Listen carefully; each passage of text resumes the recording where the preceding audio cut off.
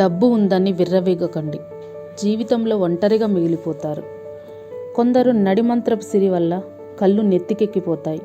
ఎదుటివారిని చులకనగా చూస్తారు, గర్వంతో మాట్లాడుతారు. అలాంటి వారు తెలుసుకోవాల్సిన నీతి ఒకటి ఉంది. కొందరు ధనవంతులు తమ దగ్గర ఉన్న డబ్బుని చూసి గర్వంగా ఫీల్ అవుతారు.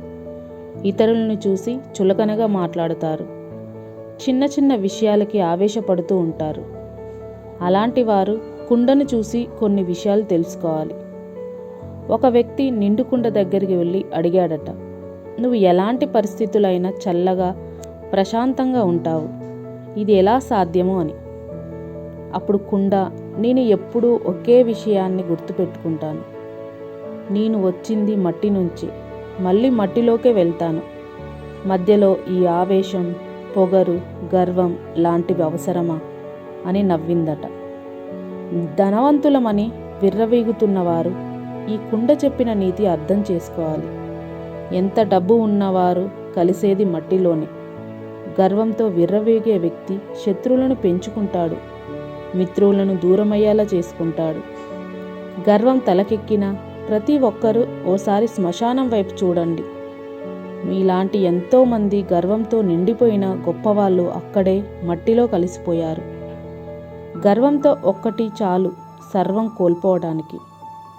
గర్వానికి వెనకే వినాశనం కూడా నడుస్తూ ఉంటుంది. సహనం మంచివారి దగ్గరే ఉంటుంది. గర్వం, అసూయ చెడ్డవారి దగ్గరే ఉంటాయి. మీరు ఎలాంటి వారో మీరే నిర్ణయించుకోండి. గర్వపడే మనిషికి ఓటమి ఖచ్చితంగా ఏదో ఒక రోజు ఎదురవుతుంది. ప్రతి ఒక్కరూ మిమ్మల్ని గౌరవించాలంటే మీకు ఉండాల్సింది డబ్బు కాదు, సంస్కారం. తాడి చెట్టు ఎంత పెరిగినా దాని కింద ఎవ్వరూ నిలబడరు. అదే మర్రి చెట్టు కింద ఎంతోమంది సేద తీరుతారు. అలాగే గర్వితులు ఉన్న చోటికి ఎవ్వరూ రారు, ఒంటరిగా బ్రతకాల్సిందే.